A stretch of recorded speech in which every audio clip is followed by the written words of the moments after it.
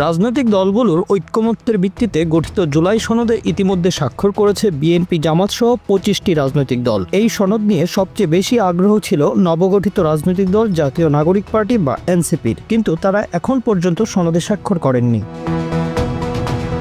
কেবল NCP না, সংবিধানের মূলনীতি সহ কয়েকটি বিষয়ে আপত্তি জানিয়ে স্বাক্ষর করেনি বামপন্থী 4টি দলও।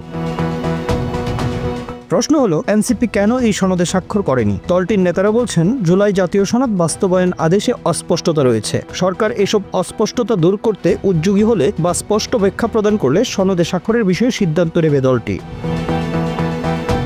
দলটি জানিয়েছে, সনদ বাস্তবায়নের আদেশে 4টি প্রস্তাবের উপর একটি প্রশ্নে গণভোট রাখা হচ্ছে। প্রস্তাব 4টির মধ্যে ক, প্রস্তাবে নির্বাচনকালীন সময়ে তত্ত্বাবধায়ক সরকার, নির্বাচন কমিশন এবং অন্যান্য সাংবিধানিক প্রতিষ্ঠান জুলাই সনদে বর্ণিত প্রক্রিয়ার আলোকে গঠন করা হবে। এগুলোর ক্ষেত্রে নোট অফ ডিসেন্ট অন্তর্ভুক্ত রাখা হবে কিনা।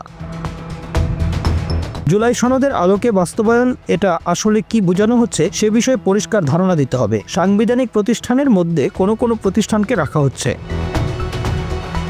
উদাহরণ হিসেবে দলটি আরও বলছে, বাংলাদেশের বর্তমান সংবিধান অনুযায়ী দুর্নীতি দমন কমিশন সাংবিধানিক প্রতিষ্ঠান নয়। এই যে গণভোটের প্রস্তাবের মধ্যে দুর্নীতি দমন কমিশনকে সাংবিধানিক প্রতিষ্ঠান হিসেবে ধরা হয়েছে নাকি হয়নি, স্পষ্ট করে কোনো কিছুই জানানো হয়নি। বিষয়গুলো স্পষ্ট করলে এনসিপি সিদ্ধান্ত নেবে সনদে স্বাক্ষর করবে কিনা।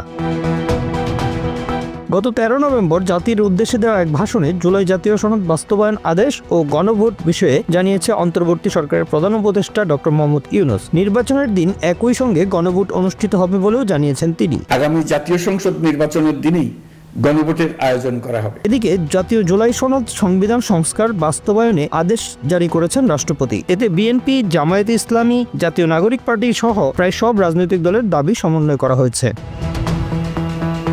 আদেশে বলা হয়েছে, সংসদ নির্বাচনে দলগুলোর প্রাপ্ত ভোটের অনুপাতে উচ্চকক্ষ, সনদ অনুযায়ী তত্ত্বাবধায়ক সরকার গঠন সহ 4টি বিষয়ে একটি গণভোট অনুষ্ঠিত হবে। এতে হ্যাঁ না ভোট দেবেন ভোটাররা। আদেশ জারির পর দলগুলো সতর্ক অবস্থানে থেকে প্রতিক্রিয়া ব্যক্ত করে স্বাগত জানিয়েছেন। জুলাই সনদ বাস্তবায়ন আদেশে বলা হয়েছে, নির্বাচন এবং গণভোট একই দিনে হবে, আগামী ফেব্রুয়ারির প্রথমার্ধে। এর আগে প্রধান উপদেষ্টার ভাষণের প্রতিক্রিয়ায় এনসিপির সদস্য সচিব আক্তার হোসেন বলেছেন, জুলাই সনদ বাস্তবায়ন আদেশে এমন কিছু জায়গায় অস্পষ্টতা রয়ে গেছে যাতে সনদের পূর্ণ বাস্তবায়ন আদৌ সম্ভব হবে কিনা সেটি নিয়ে প্রশ্ন রয়েছে। Bangla affairs news desk.